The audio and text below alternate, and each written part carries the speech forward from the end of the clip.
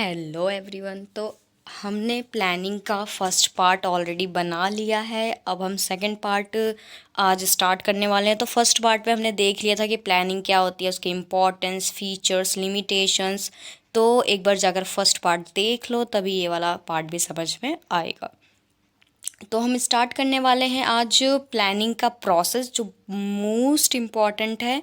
और प्लान क्या होता है, आज हम ये डिस्कस करने वाले हैं इस वीडियो में। तो चलो स्टार्ट करते हैं फिर। तो प्लानिंग प्रोसेस, इसका मतलब है कि अगर तुम्हें प्लानिंग करनी है तो क्या प्रोसेस है प्लानिंग करने का। जैसे कि हर चीज़, अगर मुझे कोई खाना बनाना है, कुछ भी डिश कोई बनानी है, तो उसका एक प्रोसेस होता है ना। पहले ये करो, ये करो, ये करो, देन तुम्हारी डिश तैयार हो जाएगी। वैसे प्लानिंग का भी एक प्रोसेस होता है। तो पहला है, और ये आगे पीछे करके याद नहीं कर सकते हो, लाइन सेम ही याद होनी चाहिए कि सबसे पहले setting up the objective, then developing premises, then listing the alternatives. तो ये लाइन वाइज ही याद होने चाहिए, इनको आगे पीछे नहीं कर सकते। तो पहला पॉइंट है setting up of the objective. अगर मुझे प्लानिंग करनी है तो सबसे पहले मेरा एक गोल सेट होना चाहिए। अगर मेरा गोल सेट होगा तभी तो प्लानिंग कर पाऊंगी। अगर मेरा कोई गोल ही नहीं होगा तो मैं प्लानिंग क्या करूँगी। तो सबसे पहले एक गोल सेट होना चाहिए, देन उस गोल के अकॉर्डिंग प्लानिंग करनी चाहिए। ठीक है। अब दूसरा पॉइंट आ जाता है डेवलपिंग प्रीमिसेस। प्रीमिसेस का मतलब होता है मेकिंग अजम्पशंस रिगार्डिंग फ्यूचर। कि मैंने एक अपना गोल सेट कर लिया, देन मैं अजम्पशंस कर रही हूँ, फोरकास्ट कर रही हूँ। फोरकास्ट का मतलब होता है कि फ्यूचर के बारे में सोचना कि फ्यूचर में ये हो सकता है। अब मैंने फॉर एग्जांपल, मैंने पिछले वीडियो में भी एग्जांपल सीए का लिया था कि मैंने गोल सेट कर लिया, मुझे सीए बनना है। अब मैं सोचूंगी कि फ्यूचर में सीए की क्या इंपॉर्टेंस होगी मार्केट में, सीए में कैसे बनूं, क्या क्या रिक्वायरमेंट्स होंगी, ये सब चीज़ें सोचना, फ्यूचर के रिगार्डिंग अजम्पशंस करना डेवलपिंग प्रीमिसेस होता है। ठीक है। देन होता है लिस्टिंग द वेरियस ऑल्टरनेटिव। अब मैंने अपना एक गोल सेट कर लिया, अब मुझे उस गोल के बहुत सारे ऑप्शंस आएंगे। फॉर एग्जांपल, तुमने कोई डिसाइड करा कि मुझे ये प्रोडक्ट खरीदना है, तब वो प्रोडक्ट की बहुत सारी कंपनीज आ जाएंगी, बहुत सारे ऑप्शंस आ जाएंगे तुम लोगों के पास। तो सबसे पहले लिस्ट बनाना। अब यहाँ पे हम सबसे अच्छा एग्जांपल लेते हैं कॉलेज का। मैंने गोल सेट करा कि मुझे ये कोर्स करना है। ठीक है। फॉर मतलब ये कोर्स करना है, तो अब मैं वो कोर्स, मैंने गोल अपना सेट कर लिया। मैंने ये भी देख लिया कि फ्यूचर में उस कोर्स से मुझे क्या क्या अपॉर्चुनिटीज़ मिलेंगी। अब मैं क्या करूँगी, अब मुझे कौन से कॉलेज में एडमिशन लेना है मुझे ये पता करना होगा। तो मैं सबसे पहले लिस्ट बना लूँगी सारे कॉलेजेस के, जितने भी मेरे पास ऑल्टरनेटिव्स अवेलेबल हैं उन सब की लिस्ट बना लेना। उसके बाद evaluation of different alternative. Evaluation of different alternative का मतलब क्या है कि सारे जितने भी ऑप्शंस अवेलेबल हैं सबके पॉजिटिव्स लिखो, सबके नेगेटिव्स लिखो, सबके प्रोज और कॉन्स लिखो, सबके। उसके बाद उसमें से जो बेस्ट ऑल्टरनेटिव है उसको चूज़ कर लो। जैसे कॉलेज वाला एग्जांपल लिया हमने, हमारे लिस्ट में 10 कॉलेज आ गए। अब मैंने 10 कॉलेज के पॉजिटिव्स देखे, उनकी फ़ीस, उनकी प्लेसमेंट्स। 10 कॉलेज के मैंने पॉजिटिव्स देखे, उनके नेगेटिव्स देखे। जिस 10 में से जिस कॉलेज के सबसे ज़्यादा पॉजिटिव थे वो मैंने चूज़ कर लिया। ठीक है। उसके बाद क्या है, इम्प्लीमेंट द प्लान। अब मैंने कॉलेज तो चूज़ कर लिया, जाकर एडमिशन भी तो लूँगी, सिर्फ चूज़ करके बैठ गई तो क्या फ़ायदा। तो पहले इवेलुएट करो, उसके बाद उस प्लान को इम्प्लीमेंट भी करो। अब मैं जाके वहाँ कॉलेज में एडमिशन ले लूँगी, जो मैंने प्लानिंग करी थी उसको मैंने इम्प्लीमेंट कर दिया। उसके बाद फॉलो अप।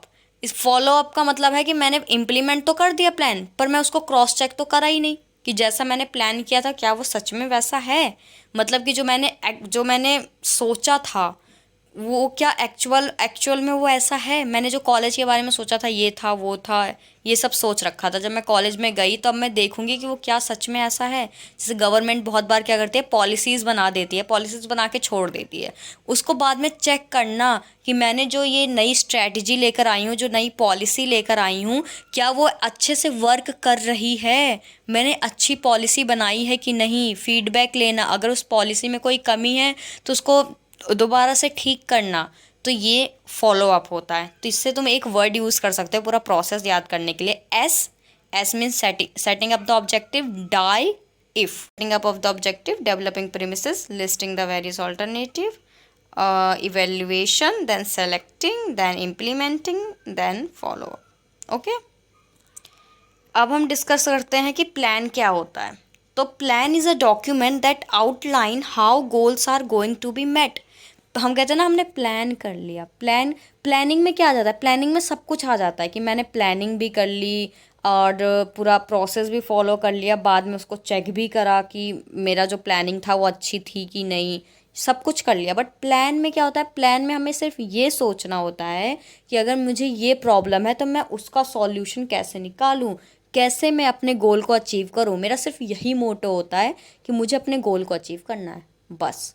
अब मैं उसको इफ़ेक्टिवली कर रही हूँ कि नहीं, एफिशिएंटली कर रही हूँ कि नहीं, फिर उसको रीचेक करना, ये फीडबैक्स लेना, ये सब प्लान में नहीं होता. प्लान में सिर्फ होता है कि how goals are going to be met, कैसे मैं अपने गोल्स को अचीव करूँ.